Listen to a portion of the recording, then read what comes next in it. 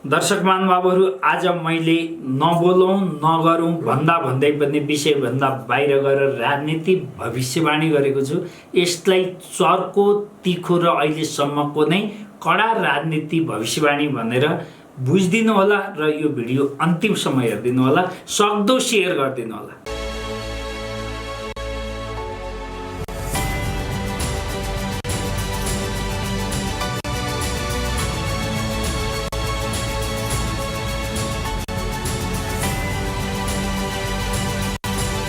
नमस्कार आदरणीय मित्रहरू, म ज्योतिष आचार्य रुद्रनाथ अधिकारी र एक साधारण नागरिक, यो देशको नागरिक, यो देशको मानिस, तपाईहरूको अनन्य मित्र।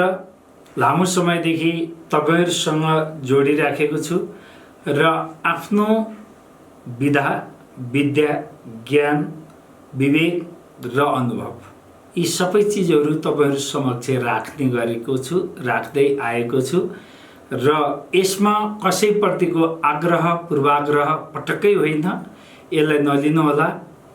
साधारण एउटा नागरिकको हैसियतले, एउटा चेतनशील नागरिकको हैसियतले देशमा यस्तो नभइदिए हुन्थ्यो। सुशासन नीति तथा सुशासन, शान्ति, समृद्धि, ऐश्वर्य राष्ट्रमा भए हुन्थ्यो। मित्रवत व्यवहार भए हुन्थ्यो। सबैसँग प्रेमपूर्ण र सद्भावपूर्ण व्यवहार भइदिए हुन्थ्यो। सानो देश छ, यसलाई सबैले राष्ट्रिय चिन्तन, राष्ट्रिय विचार र सद्विचार, सद्भाव र सत्कर्मद्वारा यदि यो राष्ट्र निर्माणमा सबैले सत्सङ्कल्प गरेर केही समय राष्ट्रको लागि लागौँ, भावी पुस्ताको लागि लागौँ र दुनियाँको प्र्याक्टिसको थलो नबनाऊ, नेपाल र नेपालीलाई प्र्याक्टिसको महरा नबनाऊ र हामी आफै सक्षम छौँ आफ्नो निर्णय गर्नको लागि, आफ्नो देशको लागि र आफ्नो जनताको हितको लागि। हामीले जे पनि गर्दैछौँ मेरो आफ्नो लागि गर्दैछौँ र आफ्नाको लागि गर्दैछौँ, पराईको लागि होइन, कसैको लागि होइन र अरूको लागि होइन भन्ने चिन्तन र चेतना सबैमा आइदिए हुन्थ्यो भन्ने सद्भाव हो। अनि कहिलेकाहीँ त्यो आक्रोश अनि त्यो विदेशना, त्यो सबै चिजहरू किन पोखिन्छ? दर्शक महानुभावहरू, बुझ्न पर्ने कुरो सद्भाव भन्दा फरक किसिमको जुन अपेक्षा गरिएको छ, सपना देखिएको छ, चिन्तन गरिएको छ, मनमा राखिएको छ, सधैँभरि यस्तो भइदिए हुन्थ्यो भन्ने, तपाईँको परिवारमा पनि तपाईँको परिवार यस्तो भइदिए हुन्थ्यो भनेर तपाईँले जुन चिन्तन गर्नुभएको हुन्छ, सोच राख्नुभएको हुन्छ, सपना देख्नुभएको हुन्छ, जब परिवार त्योभन्दा फरक बाटोमा हिँड्छ, पथ भ्रष्ट हुन्छ, कर्म भ्रष्ट हुन्छ, नीति भ्रष्ट हुन्छ र संस्कार भ्रष्ट हुन्छ, तपाईँको परिवार अनि तपाईँमा खिन्नता स्वाभाविक रूपमा आउँछ। अनि त्यो एकजनाले गरेको अकर्म, कुकर्म र अनाचार, दुराचारले समग्र परिवारलाई प्रभावित तुल्याउँछ। त्यसै गरी एकजना व्यक्ति मात्रै समाजमा त्यस्तो किसिमको व्यक्ति भयो भने पुरै समाजमा खलल उत्पन्न हुन्छ र राष्ट्रको त कुरै भन्न पर्दैन। तर दुर्भाग्यवश भन्न पर्दछ, लामो समयदेखि, अर्ध शताब्दीभन्दा धेरैदेखि, 70 वर्षको इतिहासदेखि परिवर्तनको नाममा धेरै डफुलीहरू बजाइयो, धेरै ढोलहरू बजाइयो, धेरै आन्दोलन गरियो, सडक तताइयो, धेरैजनाले शहादत प्राप्त गर्नुभयो, मृत्युवरण गर्नुभयो परिवर्तनको सपना देखेर। परिवर्तन पनि भयो। परिवर्तन कसको लागि भयो? राष्ट्रको लागि भएन, जनताको लागि भएन, केही मुठ्ठीभर व्यक्तिहरूको लागि परिवर्तन आयो। कागजमा परिवर्तन आयो, तन्त्रमा परिवर्तन आयो, प्रणालीमा परिवर्तन आयो, तर चिन्तन र व्यवहारमा परिवर्तन आएन। र आज देश दिन प्रतिदिन अधोगतितिर अझै जाँदैछ।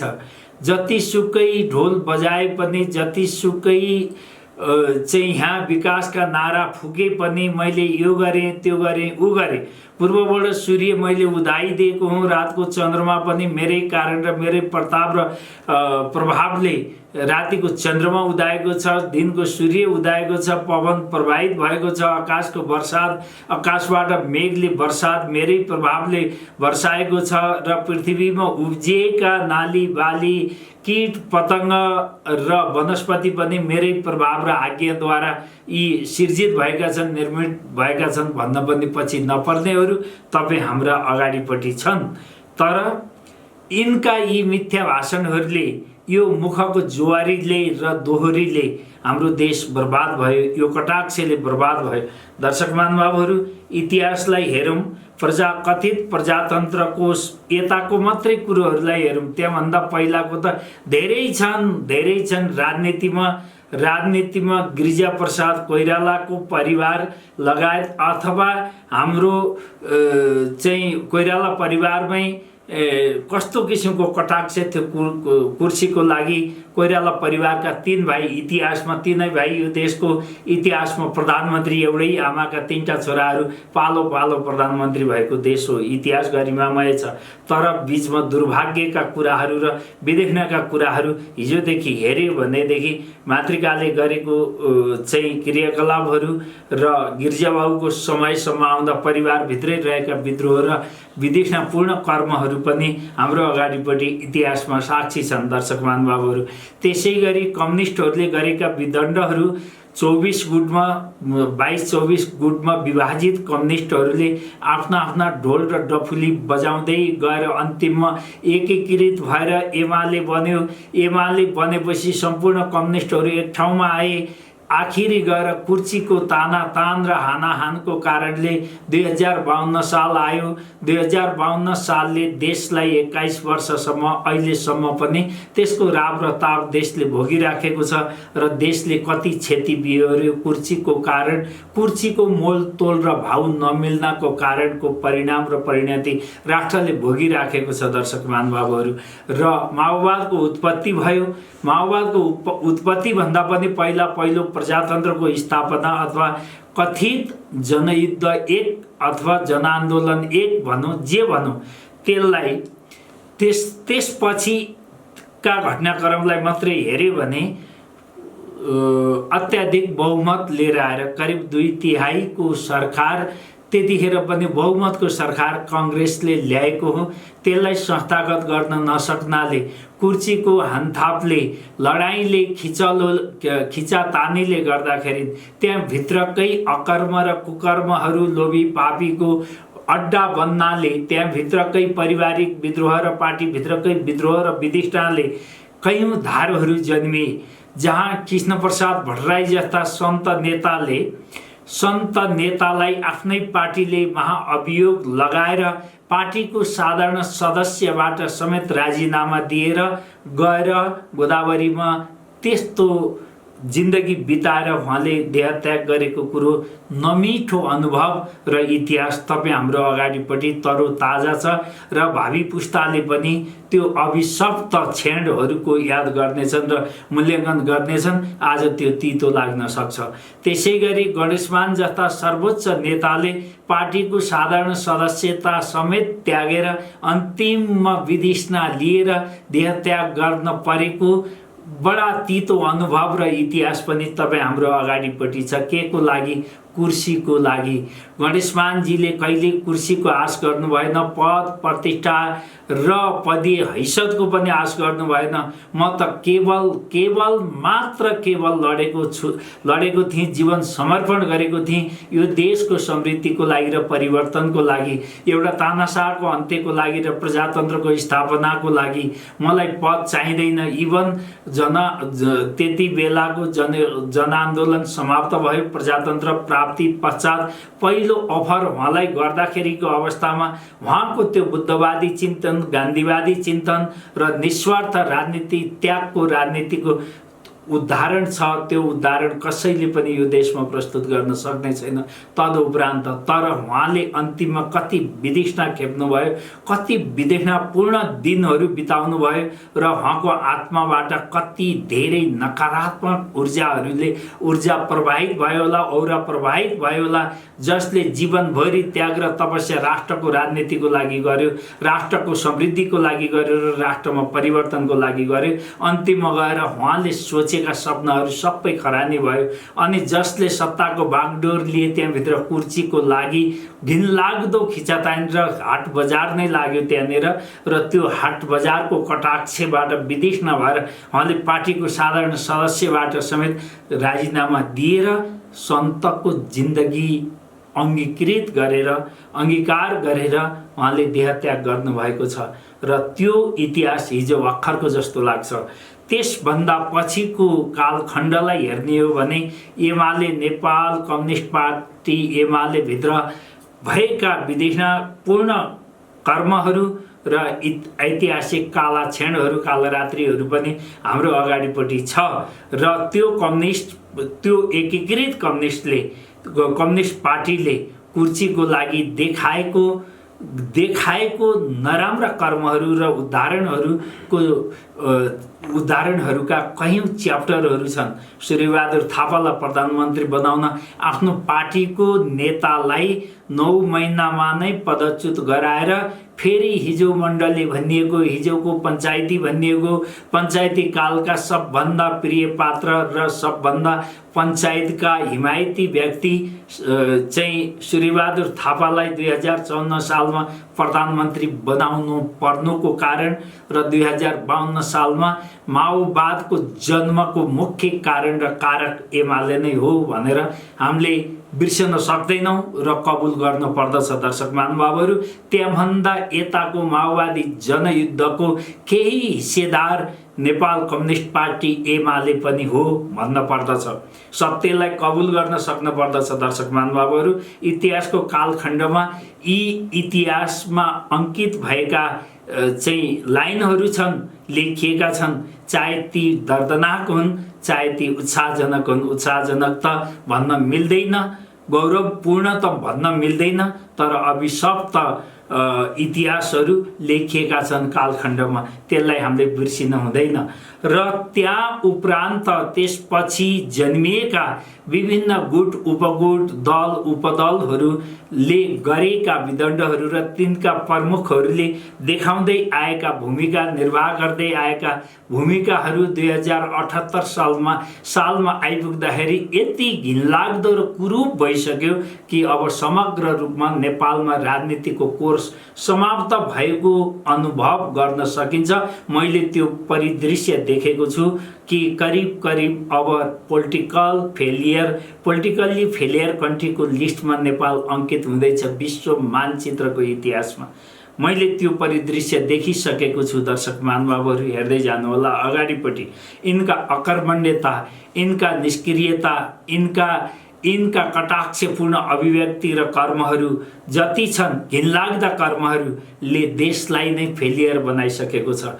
एउटाको जित र हारको सवाल होइन, यहाँ एउटा दलको र गुटको होइन, समग्र राष्ट्र र राष्ट्रियता हेर्ने हो भने यति कमजोर क्षणमा गएर बसेको छ देश, उभिएको छ, कल्पना गर्न सकिँदैन। तपाईहरुले एकपटक छातीमा हात राखेर सोच्नुस् त आज युवाहरू के हुँदैछन्, युवाहरूको अवस्था के छ, समग्र देशको स्थितिहरू के छ, असहाय वृद्धहरूको अवस्थाहरू के छ, अनि बेरोजगारीको अवस्था के छ, राष्ट्रमा विकास कहाँसम्म पुगेको छ, विकासको मतलब छैन, जनजीविकाका सरकारका विषयहरूसँग मतलब छैन, चिन्ता छैन, चिन्तन छैन, अनि छ त केवल कुर्सीको लागि मात्रै घमसान लडाईँ छ, युद्ध छ, तिग्रम छ, यहाँनिर कटाक्ष छ, सबै कुरो जे जति छ नहुनु पर्ने जति कुर्सीको लागि भइराखेको छ। दर्शक महानुभावहरू, कोही धर्मलाई बेचेर धर्मप्रतिको कटाक्ष, जुन धर्ममा जन्मियो, जुन धर्ममा हुर्कियो, जुन धर्मले संस्कार सिकायो, कर्म सिकायो, त्यही धर्मप्रति तिनै जन्म दिने आमाको कमी कमजोरी खोजेर आमाको विद्रोहमा लागेका छन्, धर्मको विद्रोहमा लागेका छन्, संस्कारको विद्रोहमा लागेका छन्, कुलको विद्रोहमा लागेका छन् र कटाक्षमा लागेका छन्। मेरो बाउले अँगालेको धर्म ठिक थिएन, मेरो बाउको संस्कार ठिक थिएन, मेरी आमा मेरो बाउले बिहा गरेको मेरो आमालाई बिहा गर्नु नै दुर्भाग्य थियो जस्ता अभिव्यक्तिहरू कर्मद्वारा देखिराखिएको छ। जस्तो बाबुराम भट्टराई जस्तो विद्वान व्यक्ति, हिन्दू धर्म, हिन्दू कल्चर र संस्कृतिभित्र जन्मिएर संस्कार पाएको व्यक्ति आज हिन्दू धर्मको विरुद्धमा पटक पटक आगो उकेलेर संसारमा नै आलोचित र निन्दित भइराखेका छन्। यसले उनलाई मात्रै निन्दित बनाएको छैन, उनलाई मात्रै लज्जित, उनलाई लाज त उनलाई छँदै छैन, शरम उनलाई छँदै छैन। उनलाई त धर्मलाई लिएर गएर जुवाको खालमा राखेर छक्का गरेर एकछिन आनन्द लिन पाए भने उनले सायद त्यसलाई नै विजय ठान्दछन् र लागि परेका छन् यो देशको संस्कार, संस्कृति, धर्म सबै चिजलाई संहार गर्नको लागि। यहाँ जातीय युद्ध, क्षेत्रीय युद्ध, वर्गीय युद्ध गराएर आनन्द लिएर कुर्सीको आनन्द लिउँला भनेर उनले चाहिँ जस्तो कुकुरले, एउटा कुकुरले, मैले उनलाई कुकुर भन्न खोजेको होइन दर्शक महानुभावहरू, एउटा कुकुरले सबभन्दा पुरानो हड्डी मन पराउँछ र त्यो गलेको तिखारिएको खारिएको हड्डी चपाउनमा कुकुर त्यहाँ अरू कुकुरहरू आए भने ऊ मर्न र मार्न तयार हुन्छ, किनभने त्यो हड्डी चबाउँछ उसले र त्यो हड्डीबाट कुनै रस आउँदैन। उसलाई थाहा छैन कि त्यो हड्डीले, तीखो हड्डीले उनको त्यो कुकुरको मुख काटेको छ र मुख छ्या बनाएर मुखबाट ताजा ब्लड आएको छ र त्यो कुकुरले जसरी त्यो ताजा रगतको, ताजा मासुको स्वादको अनुभव आफ्नै रगतबाट गरिराखेको छ, बाबुराम भट्टराईले त्यस्तै स्वाद लिइराखेका छन् भन्ने मेरो बुझाइ र ठम्याइ छ।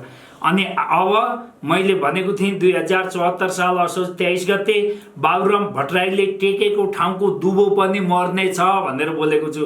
दर्शक महानुभावहरू भिडियो हेर्नुहोस्, फेवा टेलिभिजनमा मैले पोखरा गण्डकी टेलिभिजन र फेवा टेलिभिजनमा बोलेको छु यी विषयहरू र कहीँ युट्युबमा पनि छन्। आज उनले टेकेको ठाउँको दुबो पनि मर्ने छ र जुन घरमा छिर्नेछन् त्यो घरमा आगो लगाउनेछन् भनेर बोलेको थिएँ। आज हेर्नुहोस् उनको हविगत कहाँबाट कहाँ पुगेका छन् र अब मधेसको जनतामा आगो लगाउनलाई उनी उद्धत भइराखेका छन्। मधेसमा गृहयुद्ध गराउन, धर्मयुद्ध गराउन उनी उद्धत भएका छन् र निश्चित नै अब जसपा बाबुराम भट्टराईको कारणबाट जसपा आलोचित हुनेछ। आलोचित त थियो हिजोदेखिका उनका कर्महरू, व्यवहारहरूले नेपालको राजनीतिमा फोहोरी खेल खेलिराखेको थियो, तर अब झन् मधेसी जनता, त्यहाँभित्रका नेताहरूले फोहोरी खेल खेलेका थिए, मधेसी जनताले होइन। दर्शक महानुभावहरू, मधेसी जनता 16 घण्टा पसिना बगाउन सक्ने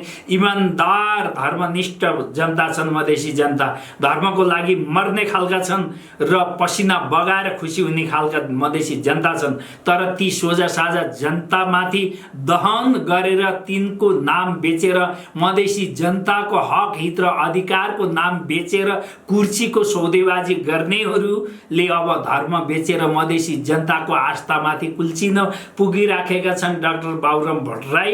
र एक दिन यो बाबुराम भट्टराईको अभिव्यक्तिले मधेसी जनतामा यस्तो किसिमको आक्रोशको ज्वाला फुट्नेछ जहाँ बाबुराम भट्टराई स्वयं जल्नेछन् र जसपाले यसको ठुलो क्षति बेहोर्नेछ र मधेसबाट बढारिने सम्भावनाहरू अब सुरु हुँदैछ। दर्शक महानुभावहरू हेर्दै जानुहोस्। र उहाँ जस्तो विद्वान कहाँको विद्वान हो जसको मति भ्रष्ट हुन्छ। विद्या ददाति विनयम विनयाद याति पात्रताम भनेको छ। विद्याले त विनय दिन्छ, विनयले पात्रता प्राप्त हुनुपर्दछ, पात्रता प्रदान गर्दछ र त्यो पात्रता राष्ट्रको सम्पदा हुनुपर्दछ, राष्ट्रको महान विभूति हुन सक्नुपर्दछ, महान व्यक्ति हुन सक्नुपर्दछ। तर कस्तो विद्यावारिधि प्राप्त गरे डाक्टर बाबुराम भट्टराईले, जो यो देशको लागि, यो देशको संस्कारको लागि, उनी जन्मिएको धर्मको लागि, उनी जन्मिएको समाजको र सोसाइटीको, त्यो राष्ट्रको लागि नै उनी घातक साबित हुँदैछन् दिन प्रतिदिन। यहाँनिर कसैले उनले यो देशभित्रका अनन्त ज्वलन्त समस्याहरू, जनजीविकाका विषयहरू र यहाँका दैनिकीका सवालहरूका समस्या उनको आँखाले र उनको विद्वत्ताले देख्न सकेन र आस्था, हिन्दू धर्मप्रति आस्था राखेर गङ्गामा दुध चढाएको, शिवलिङ्गमा दुध चढाएको, मन्दिरमा पूजा गरेको, श्रद्धा राखेको प्रति उनको आँखा गयो। त्यो गिद्धे आँखा, त्यो क्रूर आँखा, त्यो अपराधी आँखा। उनले गाईलाई राष्ट्रिय जानवर भएको देख्न चाहेनन्। नेपालले परापूर्व कालबाट पहिचान बनाएको दौरा सुरुवाल उनको शत्रु भयो र उनको विकासको एजेन्डाको बाधक बन्यो। राष्ट्रिय जानवर, राष्ट्रिय संस्कृति उनको लागि घातक भयो। पशुपतिनाथ नै उनको लागि बाधक पनि बनेको देखे उनका पापी आँखाहरूले र हुँदै हुँदै गएर अब समग्र हिन्दुत्वमाथि प्रहार गर्दैछन् र अग्नि बवन गर्दैछन्। तर त्यो दावाग्नि हो, त्यो दावाग्निले स्वयं बाबुराम भट्टराई जल्नेछन्, सिद्धिनेछन् र एक दिन उनलाई दुनियाँले उनको नाम लिँदा थुक्नेछ र धिक्कार्नेछ। दर्शक महानुभावहरू, यो हेर्दै जानुहोला। मैले कुनै कालखण्डमा बोलेको कुरो अब सिद्ध हुँदैछ र उनले त यस्ता कर्महरू त धर्ममाथिका प्रहार त पटक पटक गरेका छन् जो उनको लागि नै घातक बनिराखेको छ, उनको लागि नै दुर्भाग्य बनिराखेको छ। तर पनि उनले त्यसलाई कहिल्यै पनि आत्मसात गर्न सकेका छैनन्, उनले र उनकी श्रीमतीले दुवैजनाले। र एक दिन धर्मको विद्रोह गर्नेहरूको यो संसारमा कहिल्यै जय भएको छैन। दर्शक महानुभावहरू, संसारको रुलले के भन्दछ भने 5 वटा अनपार्लियामेन्टल इस्युहरू हुन्छन्, असंवैधानिक विषयहरू हुन्छन्। कुनै पनि बुद्धिमान व्यक्तिले, बौद्धिक व्यक्तिले ती विषयहरू समाजको अगाडिपट्टि, जनताको अगाडिपट्टि, राष्ट्रको अगाडिपट्टि र राजनीतिको विषय बनाउँदैन। ती विषयहरूलाई बनाउन हुँदैन, त्यो विनाशको कारण बन्दछ र देशमा आगो लगाउने इस्युहरू हुन सक्दछ भनिएको छ। त्यसमा सबभन्दा पहिलो विषय हो धर्म। धर्ममाथि कसैले पनि प्रहार गर्दछ भने त्यो उसको विनाशको कारण हुन सक्दछ। दोस्रो चिज कसैको मातृभाषा, कसैको मातृभाषाप्रति प्रहार गर्दछ र मातृभाषाको निन्दा गर्दछ भने आफ्नो आमाको भाषाको लागि ज्यान दिनलाई हरेक नागरिक तयार हुन्छ। दर्शक महानुभावहरू, त्यसैले त्यसलाई अनपार्लियामेन्टल भनिएको हुन सक्छ। त्यसै गरी आफ्नो जातको सवालमा कसैको जातीय विषयहरूलाई उठाउन हुँदैन। आफ्नो जात र आफ्नो वर्गमा सबैको गौरव छ र सबैलाई त्यसप्रति माया हुन्छ। आफ्नो जात वर्गप्रतिको नाज हुन्छ, घमण्ड हुन्छ र कसैको जातिप्रति औँलो उठाउन पनि हुँदैन। त्यो बुद्धिमानी व्यक्तिले गर्दैन भनेर भनिएको छ। यो 3टा भयो। त्यसै गरी कसैको संस्कृतिप्रति हमला बोल्न हुँदैन। कसैको संस्कार, संस्कृति भनेको उसको जीवन पद्धतिसँग उसको संस्कार जोडिएको हुन्छ र उसलाई त्यही पेरिफेरीमा अटाएर जन्मिएको हुन्छ, सिकेको हुन्छ र हुर्किएको हुन्छ। त्यसलाई उसले परित्याग गर्न गाह्रो हुन्छ, कठिन हुन्छ।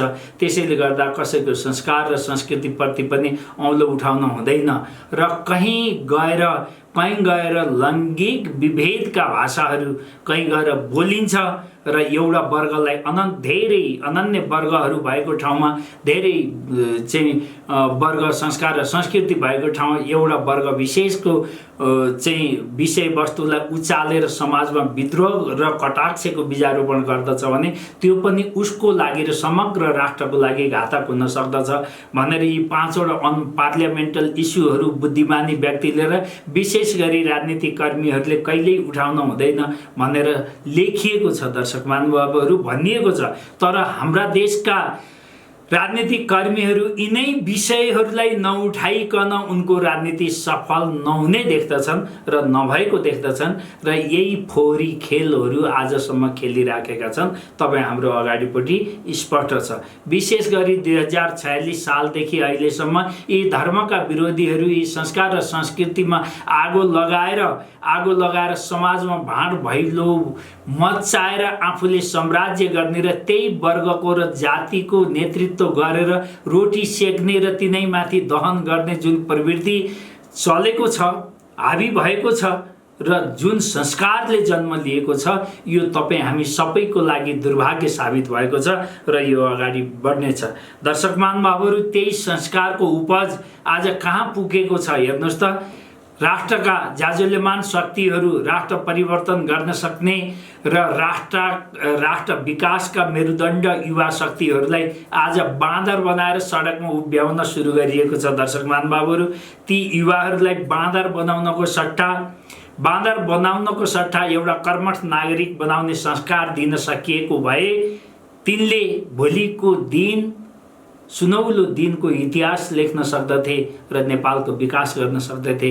यदि त्यो संस्कार र त्यो नैतिक जिम्मेवारी उनीहरूमा दिएको भए अथवा त्यो नैतिकताको पाठ सिकाउन सकेको भए उनीहरू सडकको बिचमा आज पढे लेखेका भनेका युवा शक्ति, युवा पंक्तिहरू सडकमा बाँदर बनेर जे पनि गर्नको लागि बाँदरको संज्ञा के हुन्छ?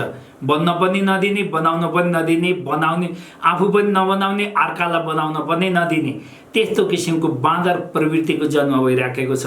र देशका सशक्त युवाहरू आज सडक तताउनको लागि तयार भएका छन् र जसको लागि, जुन वर्गको लागि, जुन पंक्तिको लागि, जुन गुटको लागि उनीहरूले आज जे पनि गर्न ढुङ्गा हान्न आइराखेका छन्, त्यही युवा शक्तिलाई यदि सशक्त किसान, कर्मनिष्ठ किसान बनाउन लाई प्रेरणा दिएको र प्रशिक्षण दिएको भए, उनीहरूलाई प्रेरित गरेको भए आज डाँडा पाखाका चाहिँ टारीहरू, डाँडा पाखाका फाँटहरू सबै पातीघारी हुँदैन थिए होला। उनीहरू सक्षम किसान बनेर राष्ट्रलाई पुग्ने उत्पादन, राष्ट्रलाई आत्मनिर्भर बनाउँथे होला।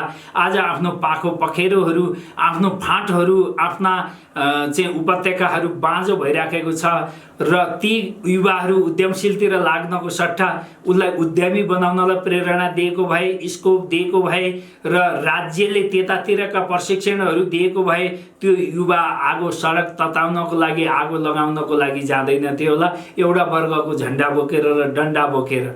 दर्शक महानुभावहरू, झन्डा र डन्डा बोकेर आज युवाहरूलाई, सशक्त युवाहरूलाई जसरी सडकमा लगिएको छ र उनीहरूलाई उद्यमशील बनाउनबाट वञ्चित गरिएको छ, राजनीति उद्यमशीलतातिर उनीहरूलाई लगाइएको छ। राजनीति कसले गर्ने हो? जो बेरोजगार छ, जोसँग सिप छैन, जाँगर छैन, क्षमता छैन र राष्ट्रको लागि केही गर्न र दिन सक्दैन।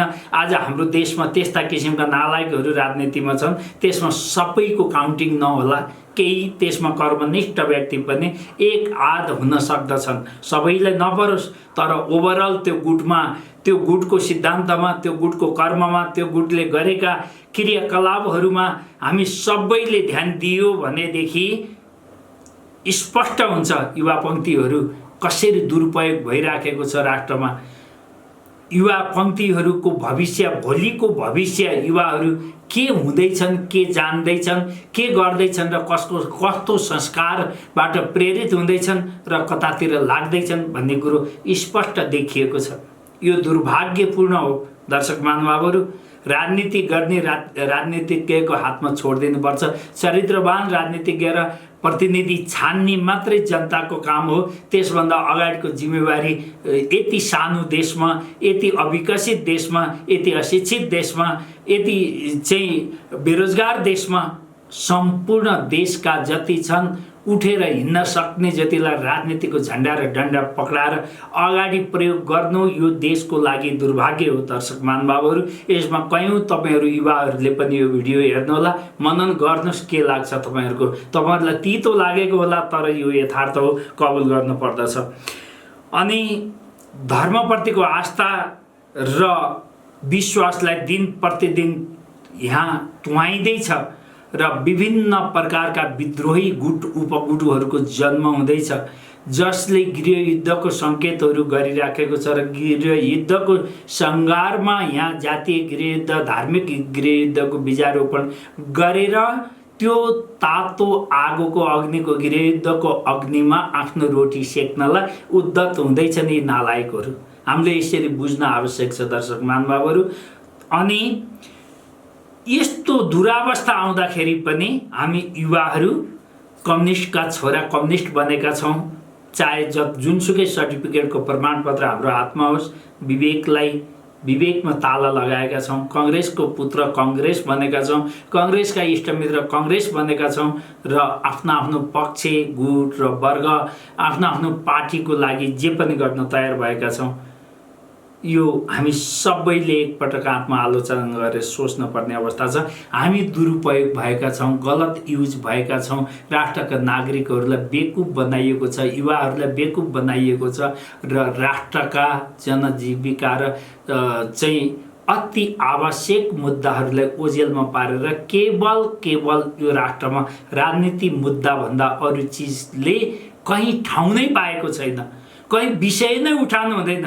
बिहानदेखि बेलुकासम्म विभिन्न मिडियादेखि छापा मिडियादेखि इलेक्ट्रोनिक्स मिडियासम्म जहाँ जसरी हेर्नुहुन्छ सामाजिक सञ्जाल रङ्गिएको छ, राजनीतिबाट तरङ्गित बनिएको छ, तर विकास र जनजीविकाका सवालले कुनै ठाउँमा स्पेस नै पाएको छैन। दर्शक महानुभावहरू, यो लज्जास्पद हो र दुर्भाग्यपूर्ण मान्न पर्दछ।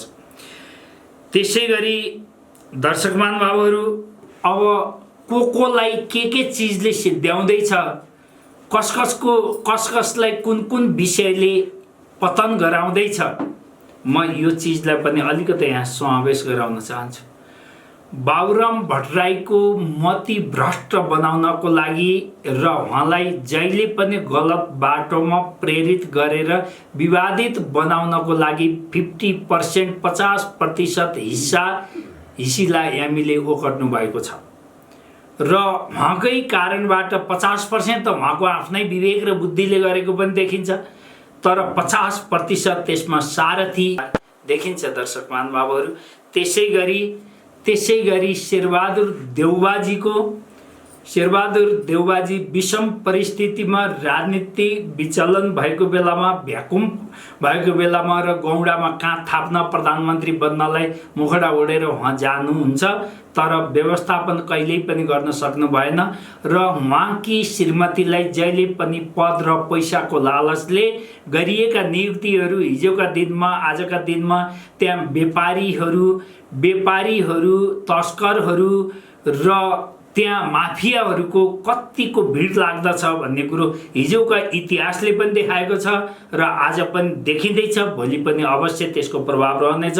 उहाँ सांसद बन्नुभयो, उहाँ मन्त्री चाहिएको छ, उहाँलाई पद पनि चाहिएको छ, पैसा पनि चाहिएको छ र पार्टीभित्रका सम्पूर्ण क्रियाकलापमा पनि उहाँको हस्तक्षेप जारी रहन्छ र रहनेछ, जसको कारणले शेरबहादुर देउबाजीको हाइट र अस्तित्वलाई मात्रै होइन, समग्र नेपाली काङ्ग्रेसको राजनीतिलाई समय समयमा दागी बनाएको छ र घिनलाग्दा दागहरू लागेको छ र यो भइआएको छ।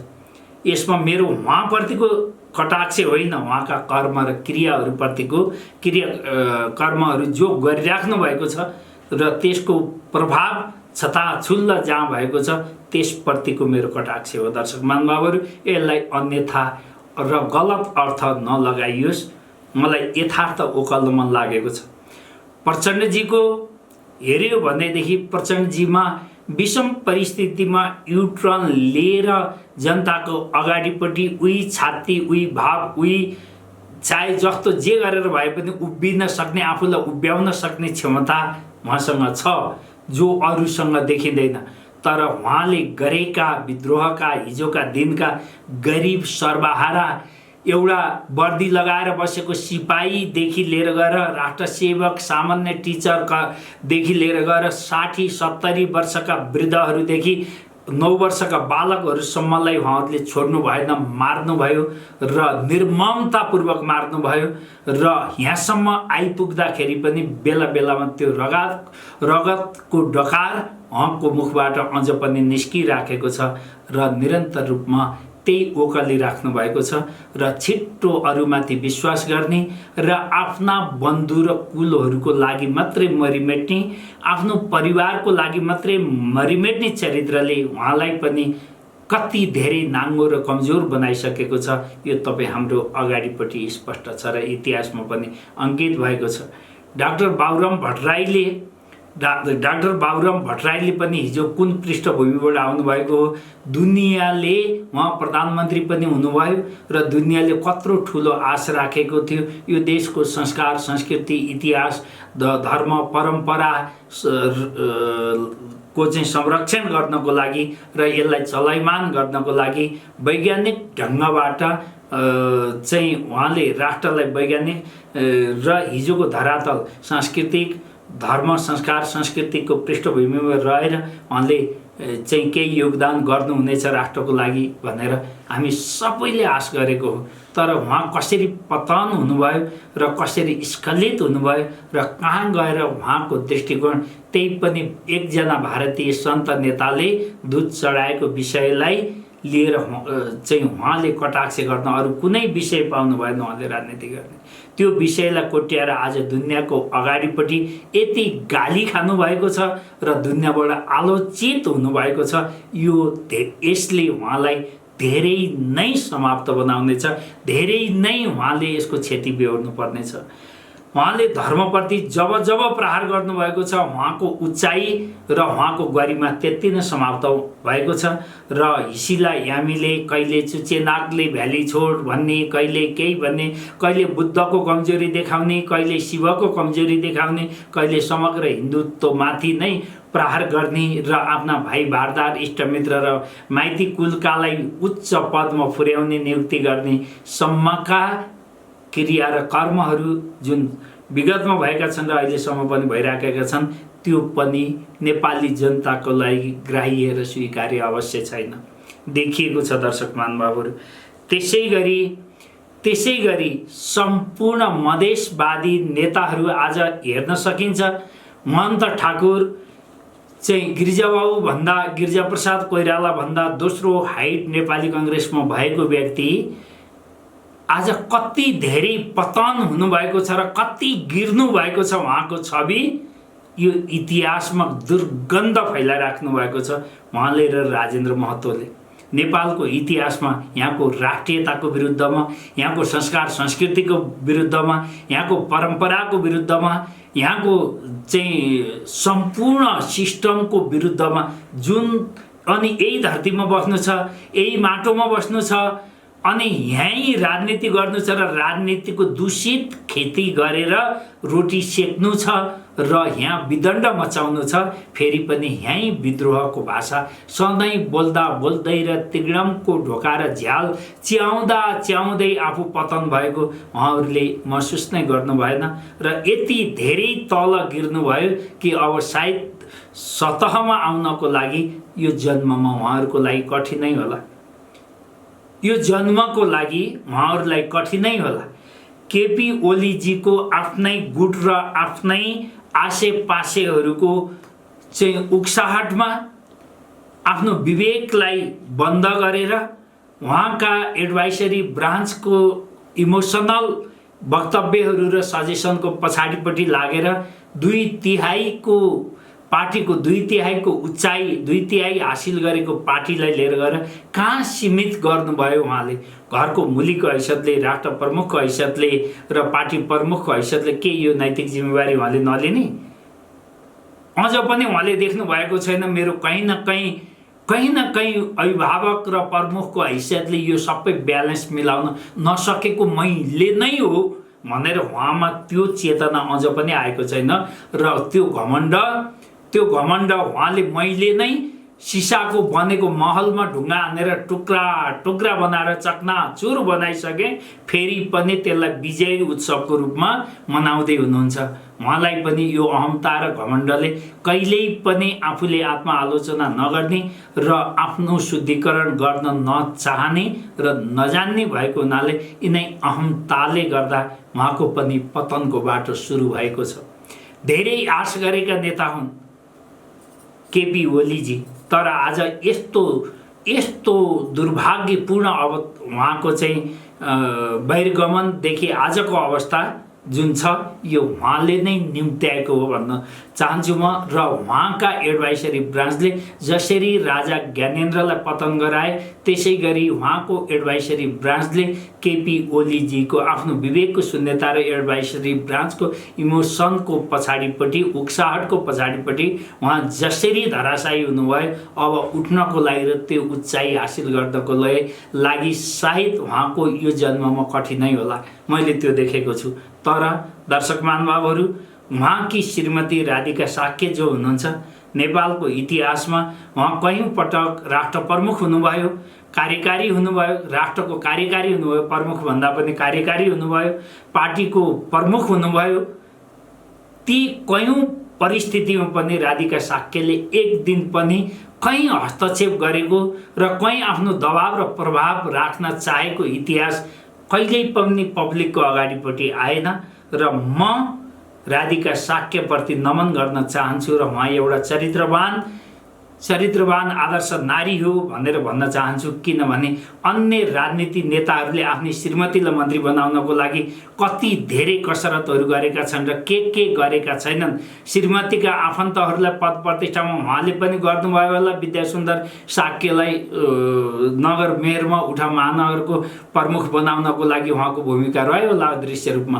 तर राजनीति वृत्तमा र पार्टी पङ्क्तिमा कहिल्यै पनि उहाँको दबाव र प्रभावलाई हामीहरूले महसुस गर्न छताछुल्लो भएर जसरी अरू नेताहरूकी पत्नीको दुर्गन्धले नाक थुन्न पर्ने अवस्था आयो, त्यो अवस्था राधिका साक्यले कहिल्यै पनि सिर्जना गर्नु भएन। तसर्थ उहाँप्रति म उच्च नमन गर्न चाहन्छु र उच्च सम्मान प्रकट गर्न चाहन्छु। वास्तवमै उहाँ एउटा आदर्श नारी हो। चाहेको भए उहाँले कुनै पनि ठाउँमा हस्तक्षेप गर्न सक्नुहुन्थ्यो होला, आफ्नो प्रभाव र दबाव देखाउन सक्नुहुन्थ्यो होला, तर त्यो कोसिस गरेको भने कहिले पनि देखिएन। तसर्थ उहाँप्रतिको मेरो सम्मान छ। त्यसै गरी दर्शक महानुभावहरू, समग्रमा आउने दिनहरू कस्तो हुन सक्दछ तपाईँ हामीले यो परिदृश्य देखिसकेका छौँ र राजनीतिको लागि भयावह स्थिति अगाडिका दिनमा झनै देखेको छु। दर्शक महानुभावहरू, शेरबहादुर देउवाजीको लागि फलामको चिउरा साबित हुनेछ यो सरकार कहाँ थाप्दाखेरि भनेर मैले भनेको कयौं दर्शकहरूले गलत परिभाषा पनि लगाउनु भयो। अनि अब उहाँको अगाडिपट्टि दुई तीनटा विषयहरूले उहाँलाई मात्रै हैन नेपाली कांग्रेसलाई आउँदै गरेको चुनावमा समेत साइजमा अझै सानो बनाउन सक्नेछ र आलोचित गर्न सक्नेछ। दर्शक महानुभावहरू, त्यो मैले देखेको छु। नम्बर 1 विषय उहाँको आफ्ताब आलम प्रतिको मोह, उहाँको एमसीसी प्रतिको झुकाव र उहाँकी श्रीमतीको प्रत्यक्ष राजनीति र प्रधानमन्त्रीको राजनीतिमा र कार्यकर्तव्य प्रतिको हस्तक्षेप र दबावले उहाँलाई धेरै नै साँघुरो बनाउनेछ र धेरै आलोचित बनाउनेछ र नेपाली कांग्रेसलाई नै फलामको चिउरा साबित हुन सक्छ यी चीजहरू। र यो जुन गठबन्धन बनेको छ दर्शक महानुभावहरू, यो पवित्र छैन। यहाँ सबैका आफ्ना आफ्ना निजी स्वार्थहरू छन्, गुटका स्वार्थहरू छन् र ती स्वार्थहरूका साथमा पानीमाथिको ओभानो बनाएर शेरबहादुर देउवाजीलाई महरा बनाएर अगाडि उभ्याएर त्यहाँ लुस्न, कोपर्न र आफ्नो स्वार्थ सिद्धि गर्नको लागि यी त्यहाँ गएका हुन्। हो, केपीजीको दम्भ र घमण्डलाई सर्वोच्चको फैसलाले चाहिँ चकनाचुर बनाएको छ, तर समाधान दिएको छैन। मैले यो चीज अघिल्लो भिडियोमा पनि भनेको छु, यहाँ पछिल्ला भिडियोहरुमा पनि भनेको छु। दर्शक महानुभावहरु, यो समाधान होइन, यसले दिगो गन्तव्य तय गरेको छैन। यसले राजनीतिमा लुटतन्त्रको लुटाहरूको प्रवेश र गठबन्धन बनाएको छ। यो समाधान चाहिँ होइन, एउटाको घमण्डलाई तोडेको अवश्य छ, तर अगाडिपट्टिको राजनीतिको निकास यसले दिन सक्दैन र सुगम परिणाम हामीहरूले जुन अपेक्षा गरेका छौं त्यो परिणाम दिन सक्दैन र अगाडिको दिनमा राजनीति फेलियर हुँदैछ। अझै धेरै राजनीति केपी शर्माको समयमा भन्दा पनि आलोचित हुनेछ, दुर्गन्धित हुनेछ र निजी स्वार्थ र गुटका स्वार्थले व्याप्त हुनेछ। सर्वत्र केवल राष्ट्रको ढुकुटीको दोहन हुनेछ र सर्वत्र भ्रष्टाचार मौलाउनेछ र आफ्नो भागमा परेका मन्त्रालयदेखि विभागसम्म सबै ठाउँमा आफ्नो वर्चस्व र प्रभाव बनाएर लुट्ने छन् देशको ढुकुटी र बजेट र देशलाई कंगाल बनाउने छन्। यो निश्चित छ, याद गर्दै जानुहोला। त्यसैगरी आजसम्मको उपलब्धिको यदि हामीले विश्लेषण गर्यौं, चिन्तन गर्यौं, मनन गर्यौं भनेदेखि दर्शक महानुभावहरू, हामीहरूले जनताले प्रत्यक्ष रूपमा अनुभव गर्ने होला र गर्व र गौरव गर्न पर्ने उपलब्धिहरू के महसुस गरिएको छ। विदेशमा घृणा, राजनीतिको नाङ्गो ताण्डव, लुछाचुडी, कटाक्ष, नैतिक चरित्रबाट पतन, राजनीतिक सिद्धान्तबाट पतन, अनि त्यसपछि गएर एक आपसको कटाक्ष, एक आपसको विद्रोह, आफ्नै घरभित्रको महाभारत, पार्टीभित्रको महाभारत र तिनको प्रभाव देशका कुना मेचेदेखि महाकालीसम्म कुनामा, जातिदेखि वर्गसम्म, क्षेत्रदेखि इकाइसम्ममा परेका यी प्रभावहरू र यी कटाक्षका भावहरूको जन्म दिएको भन्दा अरू कुनै उपलब्धि गर्व र गौरव गर्नुपर्ने मेरो आँखाले र विवेकले देख्न सकेको छैन र तपाईहरुलाई कस्तो लागेको छ। अब समग्रमा यी चीजहरूलाई मनन गर्दा दर्शक महानुभावहरू, हामी राजनीतिबाट समाजमा बसेका छौं, कहीं न कहीं राजनीतिको प्रभाव हाम्रो जीवनमा पर्दछ, मानसिकतामा पर्दछ, विवेकमा पर्दछ र आवेगमा पनि झल्किन्छ। तर दर्शक महानुभावहरू, अब यी सबै चीज जलमल अर्को शक्तिलाई दिइराखेको छ, विदेशी शक्तिलाई दिइराखेको छ। यहाँ भित्रको विद्रोहले एउटालाई सानो बनायो, एउटालाई ठुलो बनायो, एउटालाई साइजमा ल्यायो, एउटालाई ठिक बार्यो, एउटाले अवसर पायो, एउटाले अवसर गुमायो भन्नेतिर होइन। यसले समग्रमा राज्यको प्रणाली कमजोर बनेको छ, राज्यको शासन प्रणाली र राजनीतिक हैसियत गुमेको छ, राज्य कमजोर भएको छ, शासन प्रणाली कमजोर भएको छ, राजनीतिक चरित्रप्रति घृणा जागेको छ, विदेशना जागेको छ, जसले विदेशी शक्तिहरू र विभिन्न प्रकारका विदण्ड र ताण्डवहरूले हस्तक्षेप गरिराखेका छन्, प्रवेश पाइराखेको छ र हामीहरूले प्रवेश दिइराखेका छौं।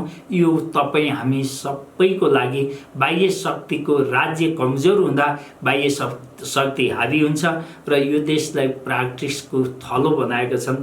राजनीति प्र्याक्टिसको, कूटनीति प्र्याक्टिसको र कयौं प्रकारका चाहिँ नराम्रा विषयहरूको धार्मिक प्र्याक्टिस यहाँ भइराखेको छ, विभिन्न प्रकारका लोजीहरूका प्र्याक्टिस पनि यो भइराखेको छ, जुन तपाई हाम्रो लागि र आउँदो पुस्ताको लागि बडा जटिल स्थितिको सिर्जना गर्दैछ र अर्को कुनै शक्तिको उदय र बाह्य शक्तिको प्रभावको कारणबाट अन्य कुनै शक्तिको उदय, समग्र राजनीति फेलियर हुनु भनेको इतर अथवा भावी राजनीतिमा अरू कसैको प्रवेश सुनिश्चित गराउनु हो भन्ने लाग्दछ र त्यसमा सुधार हुन आवश्यक छ।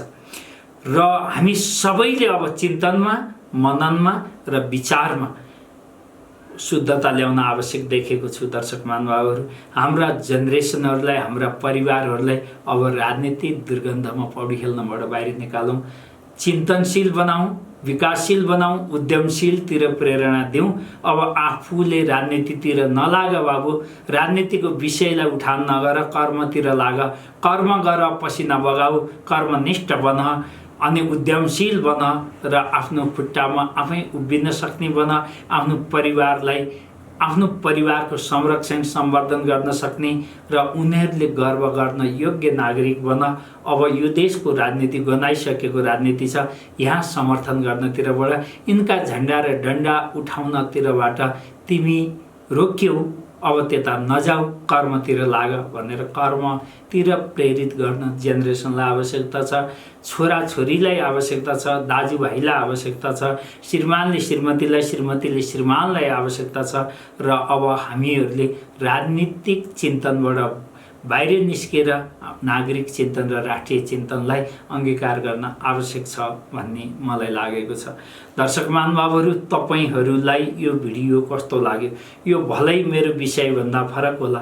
कयौं साथीहरूले त ज्योतिष भएर ज्योतिषको कुरा मात्रै गर, राजनीतिको कुरा किन गर्छस् भनेर पनि कमेन्ट गरेको देखिन्छ। तर म यो देशको नागरिक हुँ, यो देशको शिक्षित वर्गको नागरिक हुँ र यो देशको चेतनशील वर्गको नागरिक हुँ। मलाई पनि तपाईहरूलाई जस्तै कहीँनिर चिन्तन छ, कहीँनिर दुखाइ छ, कहीँनिर विदेशना छ, कहीँतिर घृणा छ र कहीँतिर थोरै आशाहरू पनि छ। त्यसैले म नागरिक जिम्मेवारीबाट वञ्चित हुन सक्दिनँ र मसँग तीनटा बन्धनले बाँधिएको महसुस गर्दछु।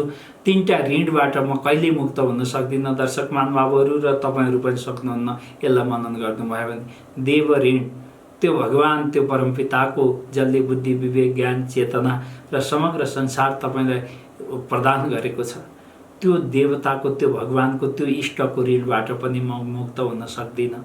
अनि मातापिताको मातृपितृ ऋणबाट पनि म मुक्त हुन सक्दिनँ। र राष्ट्र ऋण छ। यो धरतीमा जन्मिएर यो धरतीको नागरिक बनेर मैले विश्वको कुना कुनामा जहाँ जाँदा पनि मेरो सिटिजनसिप, मेरो नागरिकता, मेरो नागरिक हैसियत यो देशको हो, नेपालको हो भनेर मैले जुन पहिचान र आइडेन्टिटी पाएको छु र यो धरतीमा टेकेको छु, यो देशको नागरिक हुनमा अहिले पनि पीडाका साथ गर्व गरिराखेको छु। र यो देशप्रति, यो राष्ट्रप्रति, यो माटोप्रतिको ऋण पनि मसँग छ। देवऋण, पितृऋण र राष्ट्र ऋण मसँग छ र यो तीनटा ऋणबाट बाँधिएको नागरिक हुँ। तसर्थ चित्त नबुझेका कुराहरू चाहे कुनै पनि विधा र क्षेत्रमा होस् मैले अभिव्यक्ति राख्न पाउनुपर्छ। त्यो पनि तपाईँहरूको सामान्य, तपाईँहरूको बिचमा। र यही देशका जनता तपाईँहरूको बिचमा, तपाईँहरू समक्ष नै राख्ने अधिकार मसँग पनि सुरक्षित छ जस्तो लागेको छ। र चिन्तन मसँग पनि छ, पीडा मसँग पनि छ। त्यही चिन्तन र पीडाको चाहिँ पोथी अथवा पोको तपाईँहरू समक्ष पोखेको हुँ। यसलाई अन्यथा नलिदिनु न म अनुरोध गर्दछु।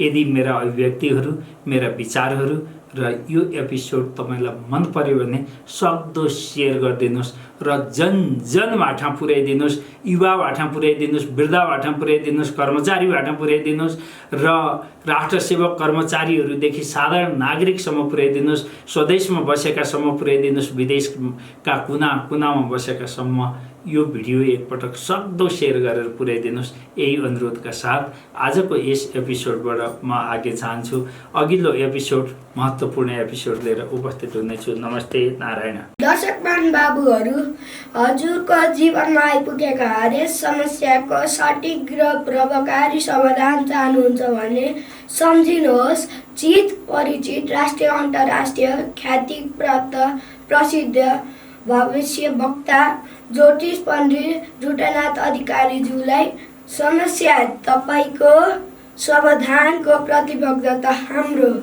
धन्यवाद।